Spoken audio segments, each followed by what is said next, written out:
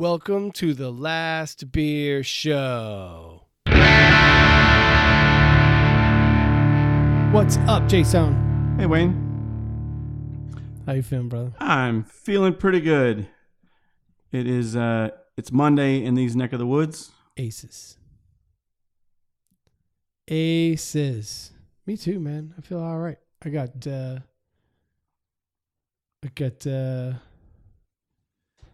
I don't know what I got. I got a cold beer here. What This is super citrusy. Yeah, it is good. It Golden smells like rope.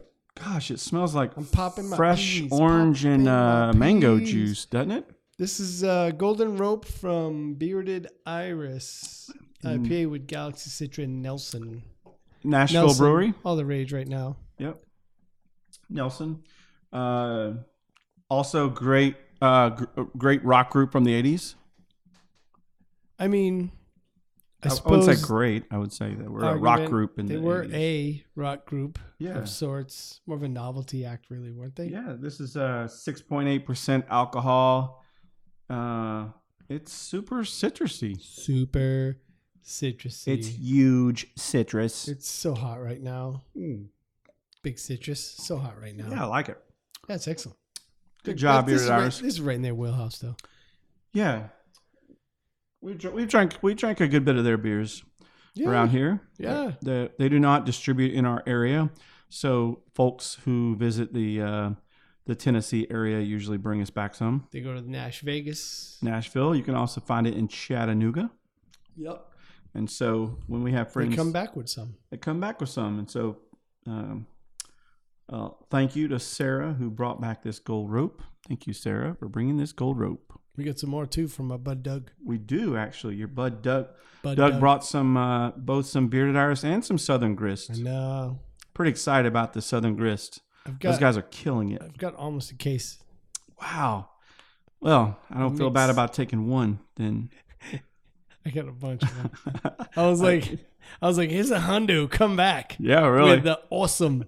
He did come back with the awesome too. Oh yeah, he brought it. And a new version of Bearded Iris's coffee latte milk style, the V latte, which is pretty cool. You don't see a lot of brewers put a lot of focus on specialty coffee as an ingredient, but Bearded Iris partnered with Nashville roaster Crema, and they've actually featured a different specialty coffee for each of their V latte series. Oh, really? Yeah, and they actually work with Crema, Rachel and Crema. Those folks over at Crema work directly with Bearded Iris to figure out some sort of flavor profile that they're going for.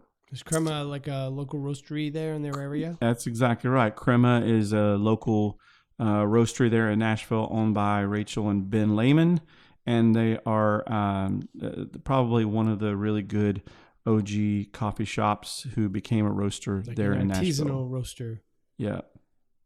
April says she calls them the coffee shop that Taylor Swift regulars. Shop Taylor Swift regulars? Regulars, yeah. I know a lot of my musician friends in the Nashville area love them some Crema, and who doesn't? They're a great coffee shop. And they love them some Taylor Swift apparently. And they've got an amazing view and deck overlooking the river there in Nashville.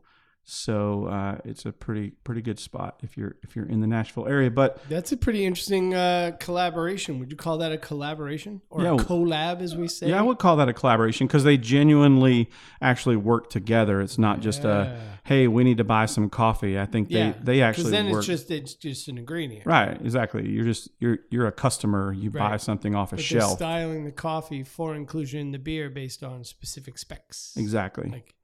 Exactly. I helped a local home brewer that's well known in this area, John Sherry of Little Cottage Brewery, put together a specific coffee porter that he was working on called Nightbreed, and we actually cupped about 4 or 5 different coffees to figure out which coffee to use in this particular porter because he was looking for a very specific flavor profile. Gotcha. And that's exactly what Crema and Bearded Iris did for this V Latte series. So yeah, in that sense, it's very much a collaboration.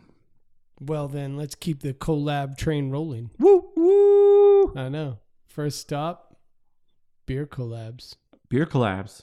Love me some beer collabs. I know you do. And it's something we haven't talked about, even though we've had a few on the show. Yep. Or we've referenced some. So that's kind of what we're going to get into. But what have you had lately anyway that is, before we get into that, of interest?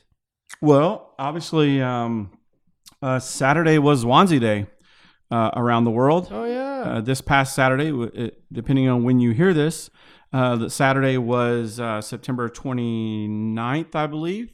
And that was Swansea Day around the world, where Cantillon asks folks to raise a toast at the same time throughout the world. Here it was 3:00 Eastern time, and you raise a celebratory toast of a Cantillon, either the Swansea, which is the beer that they make specifically for the day and festivals, right, and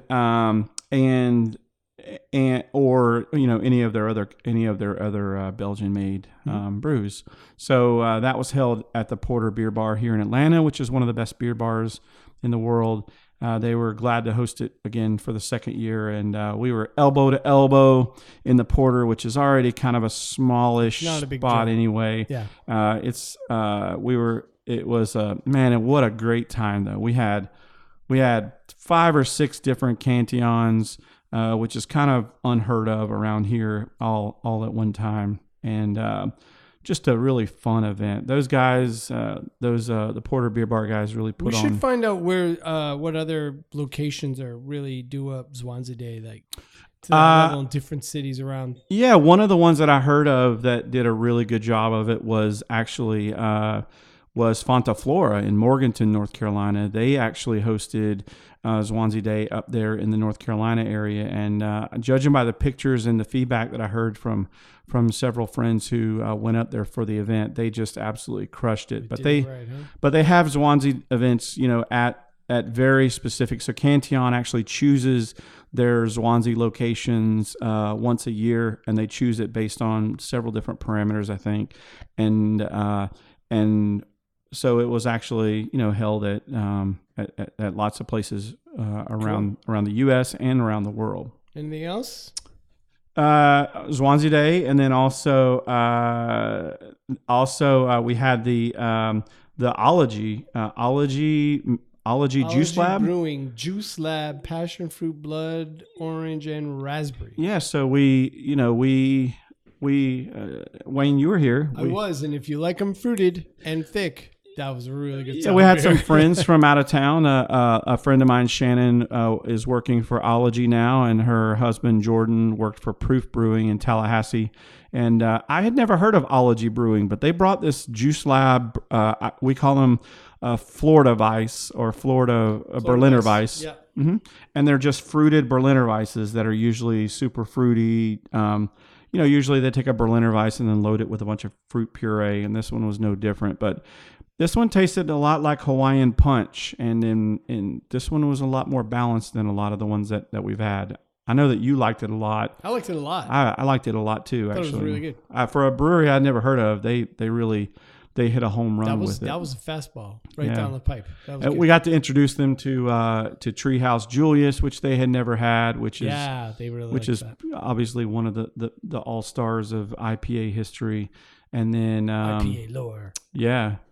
And then the brewery that I've been working at here, Atlanta Brewing, celebrated their 25th anniversary. So we had an event there that morning, and we've had events all over and a lot of collabs. Lots of collabs.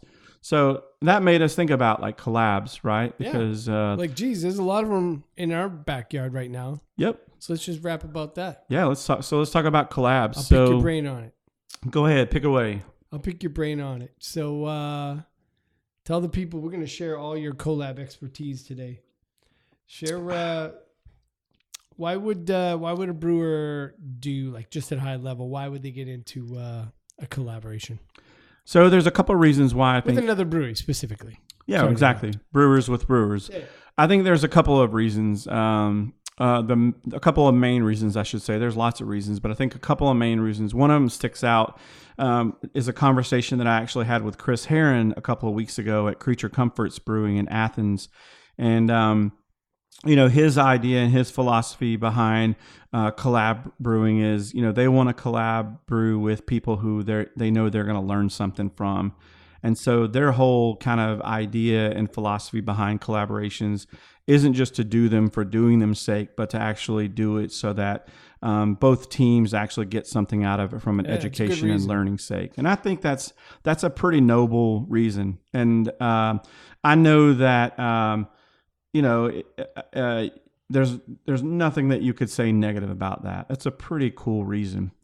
That's the first reason. And then the second reason is just for the sheer fact of doing something fun with another brewery that you don't often get to do. And so what you usually see with these collabs is you usually see brewers doing styles and or methods that they don't normally get to do that fit into their normal lineup. So you may see, somebody that's more known for stouts doing, an IPA or a milkshake IPA or, a Northeast IPA or something like that. So the whole idea is that you get to kind of explore and adventure some, kind of go out of your normal comfort zone. Yeah. And in that sense, it's actually really cool. There's actually another reason why as well, which I thought of just a few minutes ago, and that is, and what made me think of it was that there's actually a couple of breweries here who recently did, obviously the brewer that I worked for, we worked on, 10 to 12 collabs that all took place in September, but during that time, another couple local breweries here, Gate City and Variant, who are literally maybe a couple of blocks from each other. Yeah, they're down the street. Yeah, they actually did a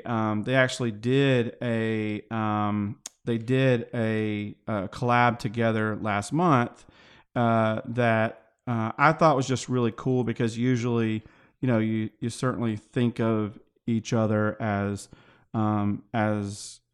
competition, but they actually did a collaboration together that was, the name of the collab was Walking Distance, which I thought was just really stinking cool. That's clever. Yeah. Yeah. Walking Distance. And actually they created two separate beers, one for each location, but they did it together, which was just a really cool way of kind of building community in the craft beer community in their little small community. So there's another reason too, and that's to help build a better craft beer community in an area between brewers themselves. Sure. So, there's a lot of reasons to do it. There are some reasons to not do it. It's a good marketing tool too. It's a very good marketing tool. And if you think about it, to expose your brand to another brewery's audience. If you're out of market, that really is a way to get into or serve another community that you don't normally have access to. Yep. Which, is good. It's good exposure. And, you can that can go both ways too. I think like it would be, for us in Atlanta, it would be cool to do a collaboration with a brewery in Florida, because we don't necessarily compete right now, although even for like out west. Yeah. Some from Colorado we don't get a shot at. Or exactly. From California or Washington, Oregon. Yeah, the beer that I just opened is a collaboration between one of the best breweries. Actually, in the U.S. Beer Open, Cherry Street Brewing was named the number one brewery in the country, in last year's U.S. Beer Open. It was last year, and then Atlanta Brewing Company was number 5 or number 6 in this year's best breweries in the country. It's interesting. So it's a collaboration between the two of them. So here you have a collaboration where it's in the same area, but they may have different customers because one doesn't get down or up to the other ones. Yeah, completely different sides of town of a big city, not a very necessarily big city. Down the street from each other. It's like an hour drive from one brewery to the other. Yeah, exactly. So you can't imagine that a lot of those people have been to one have not been to the other brewery. Sure. And this one sounds really crazy, but it actually works really well. It's called Pitchin. Yeah, it's called Pitchin Tints. Pitchin Tints. And it's technically a s'mores milkshake IPA. So it's brewed with strawberry, pineapple, marshmallow cream, graham cracker, ground chocolate, vanilla, and lactose. Yeah, it tastes like strawberries and cream. I get a lot of strawberries and cream out of it. A little bit of graham, but not a lot. That's a lot right. I don't get chocolate. I don't get I don't get pineapple. I really just get strawberries and cream out of this. The lactose is there. Mm-hmm. Super creamy. It's interesting. It's good. It's probably one of the most. I'm going to short pour this. One of the most successful of those collabs. But yeah, the same idea, again, exposing people to a beer or a brewery that they may not have access to. And you do see that some with large breweries. So for instance, you would see that with Other Half Brewing, and you may see that with Great Notion, which they actually did create. Right. They did create a collab here recently, actually, that was a coffee IPA. The coffee IPA was called Economic Realities.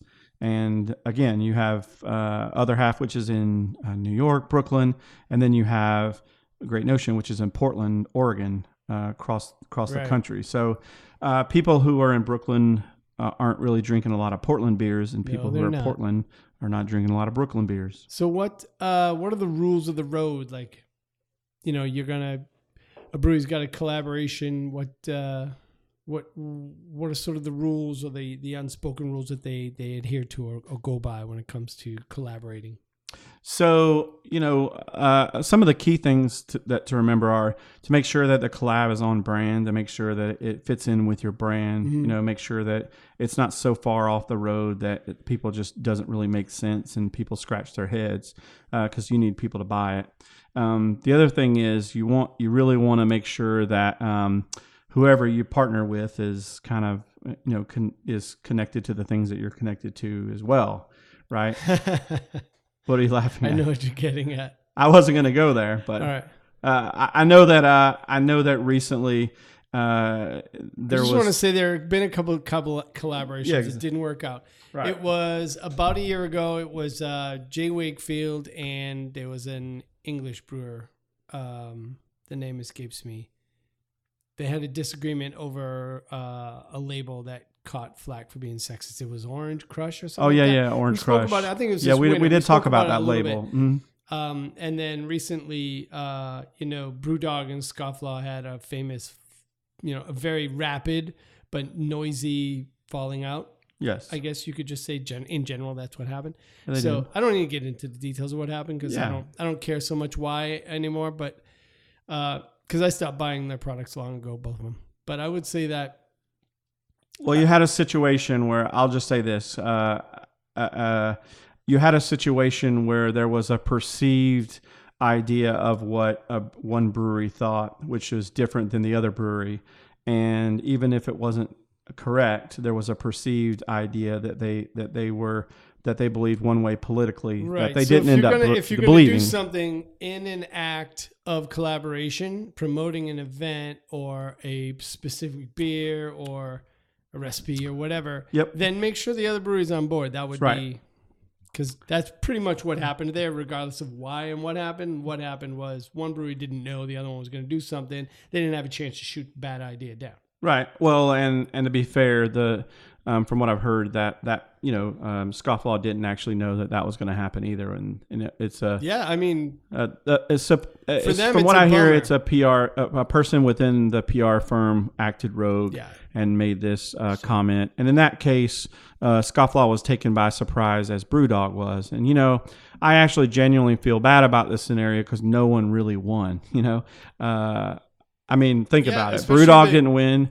They organized all these events in London. Scofflaw definitely didn't win. I mean, Scofflaw lost from a brand perspective, but they'll get that back. But those folks in those UK bars that were going to get to taste some really good taps, because let's face it, Scofflaw is a very good IPA brewery. Yeah, and they're not going to get to try any of that. And obviously the agency is going to take a huge hit too, because and that, as they should, they're going to take a huge hit too, because who's going to trust that there's not something like this won't happen again, right? Yeah, it's you and I both have worked in those agencies, and we know how it works. And those agencies stake everything they are on their reputation. Yeah, when something goes south, it goes really far south. Yep. So make sure that you're kind of who you run with is, in line with who you want to. and then also make sure that that you have an understanding of how these collaborations work. Whose brewery will it be sold at? Will it be sold in cans or bottles? Who will be able to buy it? Where will they be able to buy it? What will Isn't that part of the deal, though? It should be a part of the deal. It's not as philosophical, but it is part of the deal. Like, you should come to terms on distro and on availability.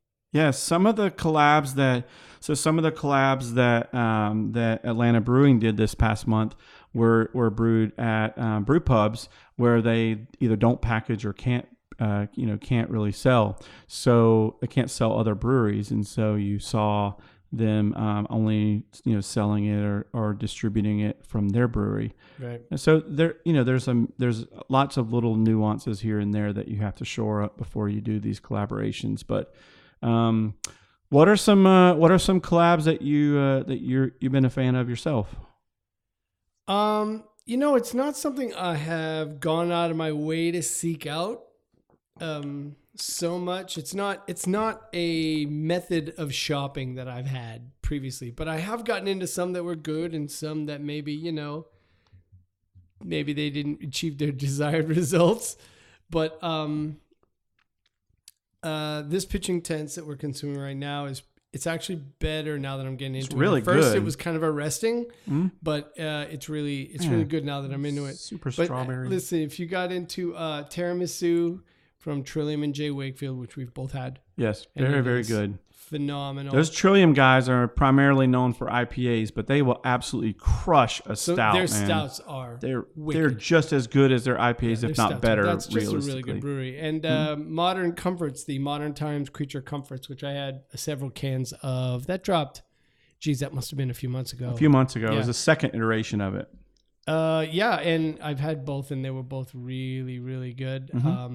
And Modern Times is a brewery that does a really good job, right? They're out west. We don't get a lot of their stuff here. So it's really good opportunity to have something in distro in our area that they've contributed to, because their normal lineup isn't coming to us anytime soon. Right.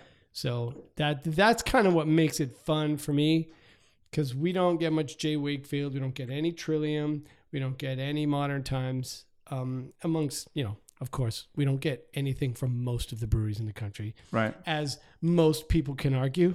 We can all argue we don't get anything from most of the breweries in the country, no matter where we live. Yeah. So that's what kind of makes that cool for me. But so what ones have you gotten into? Let me see. I'm going to guess something fruity. I'm putting on my Swami hat. Something fruity. I think I told you my favorites before, and now I don't remember what they were. You don't remember? No. I wrote them down. I know you wrote them down. I know your favorite collab beers more than you do. I know. Tell me what they are. I can't remember.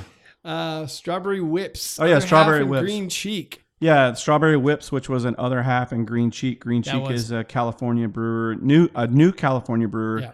And other half, Strawberry Whips, which was a strawberry milkshake IPA that my wife was at the release for and brought back. And man, that was so good. Had some of it, and it was epic. It reminded me a lot of this, though, really. It reminds me a lot of this Pitchin Tents. Fruitier, but this is still like strawberries and cream, the same kind of body, lactose bottle. In the ballpark. And then what was the other one? Two Phones. Oh, other Two half Phones. from the Veil. Yeah, speaking of other half, this was the other. The Veil partners really well, actually. This was one of the other releases from that day, which was Other Half in the Veil. And it was an ode to Trillium's brewer and Monkish's brewers. And Two Phones was a double IPA. Man, that was a great beer. Yeah, I mean, it's almost like too many to list, but I think I gave you another one though, didn't I? No. Oh. You got one off the top of your head? No, not off the top of my head. Don't me to death while you search on the internet. No, I don't have, not off the top of my head. All right. But I have had some really good ones. And I definitely love the collaborations that Jay Wakefield does. They do a lot of different collaborations. And they're kind of the kings of that. Does Angry Chair do any? I can't think of an Angry Chair collaboration now that I think about it. I definitely know of some Cycle collaborations. Cycle does, yeah. Mm-hmm. Another Tampa brewery. Yep. Cool. Well, that's collabs. You covered it. That's collabs. Yeah, collabs. You did it. Yeah. And again, there are different versions of collabs. There's the version where one brewer goes to another brewer. There's the version where one of them does one part of it at one brewery and the other one finishes it up or does the other part at their brewery. There's different versions. Sometimes it only sells in one market, or they travel and they make the same beer in each brewery as close as possible and then sell it in their market. Yep. Or they travel to each other's breweries and make a different beer for each market. That happens sometimes too. So it varies. And that's actually similar in nature to that, to the Run the Jewels State Gold collaboration beers that were done. It's not a collaboration beer, though, sort of. I mean, they wrote the recipes for it, and well, then they contributed to the recipe, right? But they're a rap group. No. But the original recipe was actually done by Interborough in New York. Interborough. Okay, I was going to say I don't think Killer Mike was back there picking malts. No. But he's actually a huge craft beer nerd. Actually. I know that because I drank with him at the release of it. No, I get that. At the swag shop. But even a good home brewer doesn't just start brewing at that kind of scale. No. The original recipe was worked on by the Run the Jewels guys. I think both LP and Killer Mike and Interborough. That's what's up. In Brooklyn. And then they took that recipe and they kind of worked it around to different brewers. So it was done by Pipeworks in Chicago. It was also done by Burial, and then it was also done by Creature Comforts. And they wanted to bring it home. That's right. To the ATL. Yep. So that was an interesting collaboration too, because that was kind of a collaboration in thought. It was a good beer. It was a very good beer, actually. And then they've subsequently done some other versions of different Run the Jewels kind of things as well. They did a Pilsner here recently, right, with Creature Comforts, which was really good. So that's a different version of a collab, right? Right. So I'm gonna throw a curveball at you. Okay, I can take a curveball. I'm ready. Because we're 27.5 minutes in. We're talking. This has been good. This has been fast. I don't know. I'm probably going to delete about 30 seconds, go in and edit it a little bit. Okay. Edit it. It's tough to say. Tough to say that fast. All right. But I thought it's been a while since we after partied. All right. Because we were avoiding it because we weren't feeling it for a little while. After party. And then we had 2 episodes where we had really some serious gear snafus. Yep. So now it's me and you. Just back to the way it started. Back to our roots. Yeah. Full circle, bringing it. We're coming up on our 2-year anniversary on our next episode. Bum, bum, bum. Right? We should throw a big party. So I think that we should, before we go and do that and have our 2-year anniversary, we should probably have a really solid, open a really nice bottle. You got a really nice bottle in there? I got a really nice bottle right here. And after party and talk and update the people on our situations and our feels and come clean on some things. I think it's a good opportunity to wipe the slate clean, to share the things, and we'll just put a few 10 minutes into this, maybe 18, and give the people what they want. Actually, not one single person ever said they missed this part of the show. So we could probably I missed it. But I did because I always felt like it was an opportunity to connect. Yeah, exactly. Because we're still talking about beer. Yeah. Kind of. We're beer people. We're beer people. Exactly. And so you like talking beer. about beer people and 2 right. beer people. I mean, I like talking about beer people. I do. Mostly behind their backs. I'm excited about this. Okay. We got to put a photo of that on Instagram. We will, actually. We will put a photo on it. Ready? We'll put it on Instagrams. On the gram. This is an epic bottle. Oh, you want your opener in it. It's a Whale Slayer. This is completely uninteresting radio, so we got to be quick. It's a Whale Slayer. The Whale Slayer, which is James going Clark, for about official $500 on the eBay. It's an official James Clark Whale Slayer, and it is a hype whale. You get stabby with that thing. Yeah. People at home can't see it, but I will tell you, it is. You can see it on the Instagram. Ground down to a point. Check the Instagram feed. Follow us there. Also, get Give this us wax. Thumbs up. Oh, you know what we did a couple episodes ago was ask for some ratings. Yeah. On Did we get some? iTunes, and we got like 6. Nice. We got like 5 or 6. Nice. Well, thank you. Yeah, it was super awesome. We didn't get any reviews. Check this out. Ask for reviews. Post some reviews for us on this next version. I will literally mail you a beer. Just give you me your address. We'll randomly choose a winner to get some beer. Yeah. We'll send it to her from our own personal collection. Yeah, just email us that you left a review to sip@lastbeershow.com. It comes right to the inbox of Magic. And I will let Jason randomly pick someone to receive a fantabulous bottle. Oh, yeah. Of Sudtastic beer. So this is, man, I'm excited about this. This came out, this was released on Saturday. It is not a collab. Holy big poor Batman. Well, I'm at home. Don't drag it around the table. People can hear that. I am it's at obnoxious. Home. Obnoxious and radio. So I can absolutely do this. So what we've got here is a 25th anniversary bottle from Atlanta Brewing Company, Jason's new employer.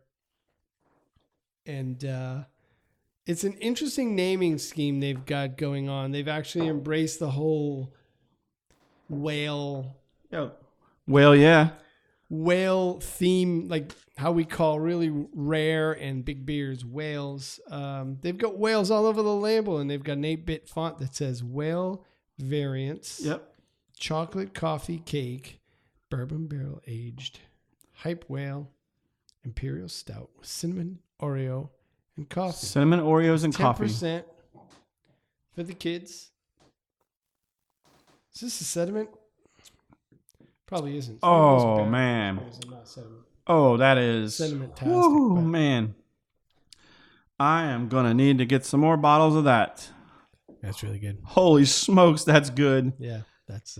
That is like, it's like next the level. aftertaste is fresh Oreos. I say fresh Oreos because I don't know if there's a freshness to them. Oreos, but it's definitely, you get a lot of Oreos, and then the back end you get Oreos that coffee. Are fresh. This is really, really good. I'm gonna need to get some more bottles about chocolate coffee cake, huh? Yeah, chocolate coffee cake, cinnamon, you definitely Oreos, get the vanilla. And coffee. A little bit of vanilla and cinnamon. It's good, real good. This is great. So how's it going, man? You've been over there for a minute now. Yep, I've been new brewery. Yep. So Atlanta Brewing is the oldest brewery in the state. They started in 1993. State of Georgia. Yep. And they recently branded back to Atlanta Brewing Company from Red Brick, which they were since I think 2010. Yep. And I joined there 3 months ago, and super great group of people, but they're absolutely crushing it right now. Seem like good in our city. So and you're having a good time. Having a good time. I actually really enjoy it. I enjoy, again, it's so refreshing being on a good team with good folks who genuinely care about what they do. And Gavin, who's the brewer, director of brewing operations there, is one of the best brewers really in the Southeast, wow. if not further. Bold. He was at Wrecking Bar Brew Pub. I'm going to bring that down 2 points for homerness, but otherwise, still fairly bold. He's, he was one of the, he's very well known as one of the brewers from Wrecking Bar Brew Pub, very acclaimed brew pub here in Atlanta. And since he's been doing there, he's totally just changed up their whole thing. And people think about Atlanta Brewing completely different than they did, 5 years ago. He's killing it. He must be enjoying having the resources too. He's having a blast, it seems, I bet. Which is cool. It's cool to see somebody like that in their element having fun. How about you? I'm having fun. You're in your element? I feel like it. I feel like they've rebranded, and you've been like really busy the last few weeks with like an event every day, having to be on location. Yep. Well, so at the same time that they rebranded, they were also turning 25, and so they had 25th anniversary events all over the city. 25th anniversary events all over the city, including collabs, including tap takeovers, and so I was. Working an event, some nights, most nights, some nights, most weeks, some nights, some weeks, most nights, I should say. How's that English working for you? I'm still working on it. So it was a pretty busy month in terms of that. But, you know, one of the coolest things was just like getting out and hearing people be excited about your beer. That's such a cool thing. Yeah. And honestly, just talking to people who are excited about craft beer in general. Are you burping? I'm not burping. I'm not burping. People who are just excited about craft beer in general. Right. And that's always fun because that always kind of reminds you of why you do what you do. And, you know, it definitely brings it full circle. So I got you. So that's been fun. And then, you know, I have my other clients that I do social media for. It's kept me kind of busy, and that's been fun. And yeah, man, the flat six is out for the races. Flat six, and having a lot of fun with that, and you know, with my clients. And what about you? How's work over at the new job? It's really great. Newish, I should say. Well, it's only a month been plus 2 months. Yeah. Okay. Yeah. It's really great, you know, similar sentiments. Mm-hmm. Sediment would be in the bottom of the bottle, but sentiments to what you were saying, you know, you get into a place and you realize that you just made a good choice, right? Because it's just kind of real, and the folks are real, and not that where I was previously wasn't. It most certainly was. But you just get into a situation where you feel comfortable, you get a fit, you feel like there's an investment in you and what you bring to the table, and you know, you buy in, right? Yep. It causes you to buy in because you feel like that there is a reciprocal relationship there, and you have an opportunity to learn, which is all anybody ever really asks for, right? Is an opportunity to contribute and continue to grow and learn and to share and teach and all of the things that make, you know, getting up every day and going to some place to spend it, you know, is that's all you really ask for, is to sort of interact with other people in a meaningful way and to make something and contribute to something bigger than yourself. Yeah, and the other thing is to feel appreciated by those for your actions and thoughts, right? Yeah. I mean, you definitely want to be in a place where you feel like people actually genuinely care about the work that you do and appreciate it. I don't think I've been in situations where I haven't been appreciated. I've been in a couple of situations where what I do wasn't part of the core business deliverable. Okay. So that can create some different challenges, but not for the lack of trying or not for a lack of integrity. Like, those are still really great businesses and they're doing a wonderful job, and it's gainful employment for the people that are there that work for one of the core deliverables, right? You know, so that's really great. And I wish them all the best. It's fine. It's just because, you know, it isn't a fit. Like, it's interesting. I was having this conversation with some folks the other day. We have this odd, I don't know if it's tech culture, or if it's just like advertising culture, or what it is, like, because we both work in marketing / advertising, right? And it's like, if you have to let someone go, or if someone quits, or if it's odd how there's like almost like this cultural assumption that like either it's a bad company or they're a bad person based on whichever side of the line you fall on, when in fact the reality is that the two cannot be a fit, and that can be okay. Like, that doesn't make anybody bad. It doesn't make someone stupid. It doesn't make them a bad employee. It doesn't make the company bad. It doesn't make their culture bad. It just means that you're not a fit. And we struggle to realize that there's actually really nothing wrong with that. Right. It's okay. You'll find a fit. Everyone does. Most people find work within a few weeks to a couple of months, and they're usually very happy, right? So it's this odd, like, I don't know what you would call that. It's just an odd cultural thing that is in our space that I've never really understood, right? So any place I've ever left because I felt like the fit just wasn't that great, I mean, I wished them all the best. I was never upset with them. Like, and it really hasn't happened that many times, like maybe once. Yeah. Because I haven't had that many jobs. But I think that to wrap that up in a tight little bow, I just say I took a lot of time this summer to really consider what it is, the next step what next step would make the most sense. And I really lucked into what is probably the best of every situation, any imaginable scenario. And it's working. And I'm really grateful for that. Man, that's awesome. That's good to hear. I was thinking, I definitely have been in situations, in jobs where we maybe weren't the best fit for each other, and something had to happen for us to actually make a decision to part ways. It's hard to realize, and it never happens. It almost never happens too soon. It almost always happens too late. Yeah, and then it's never easy either. For both parties, right? Yeah, absolutely. But at the same time, like you have to just know that that walking away is the right thing. A lot of times it's for the best. Mm-hmm. That's right. Yeah. So, I think that for me, like I was actually talking about this with someone today. I was talking about the fact that for me, it was incredibly embarrassing and frustrating that it didn't work out, and I was disappointed, certainly. Yeah. But man, it was for the best. And I actually saw this quote. Once you land, you see more clearly. I think it was from this quote from Into the Woods, which said something about the choice. The choice wasn't the choice might have been the mistake. The choosing wasn't the mistake, right? And the idea is that making a choice wasn't the mistake. The choice itself might have been a mistake, but making the choice wasn't a mistake. And you just have to think about it in those sense. And what I told her was that those things will happen. You will kind of if you've ever seen a Roomba, which is one of those robotic vacuums, they kind of they kind of move up against something and they bump up against it and realize that don't need to go this way. But there's that kind of bumping up into it before they realize there's something there, I need to go to the other direction.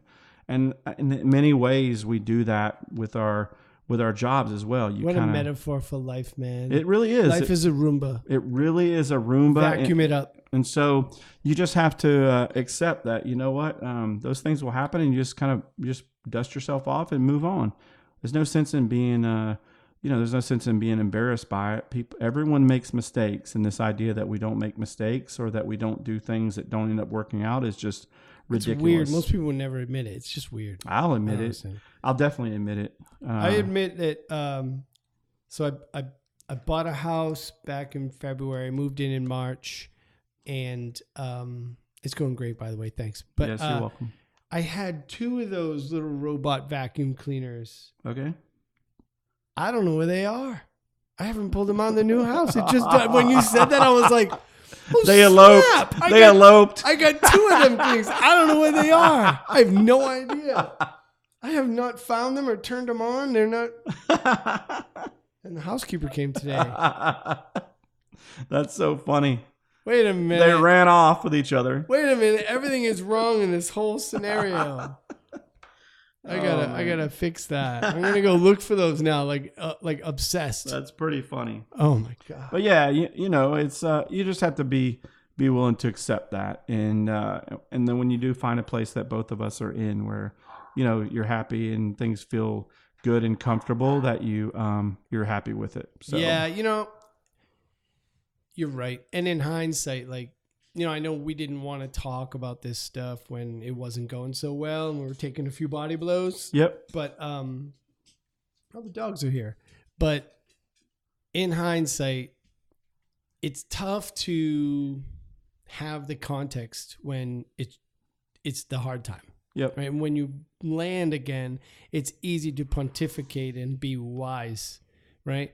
So I do want to caveat to say, if someone is in the downslide or the bottom of the, we'll say, roller coaster track. Yep. Right. Like, if you press on, you get to that next spot. Like, you get there just by opening doors, keep opening doors, keep opening doors.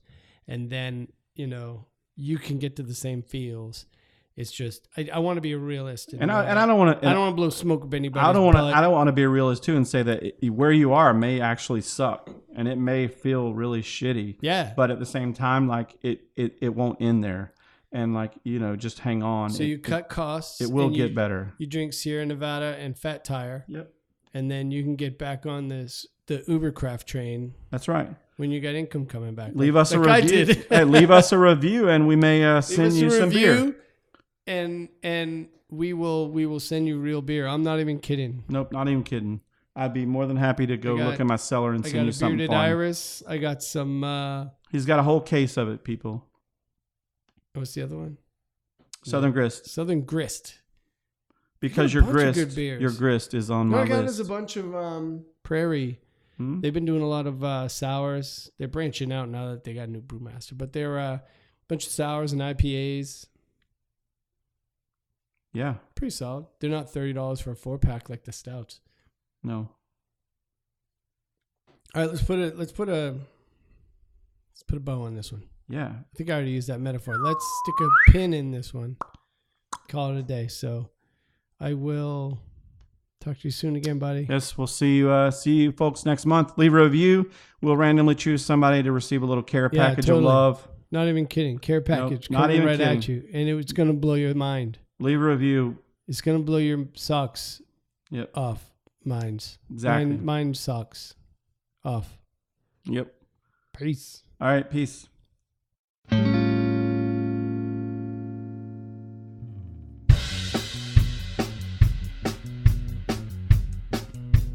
If you have a question or something you would like us to discuss, drop us an email, sip@lastbeershow.com, or hit us on Twitter, Instagram, Facebook at The Last Beer Show.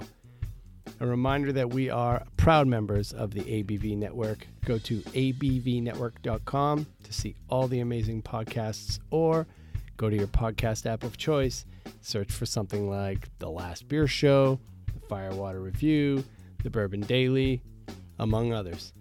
And if you really want to have a good time, go to Instagram and follow the hashtag ABV Network Crew. There's always all kinds of stuff happening on there, and it's a lot of fun. So anyway, thanks for listening. Peace. Oh, wait. One more thing. Please do us a solid and go to iTunes, rate the show. We would be extremely grateful. Thank you very much. Thanks again for listening.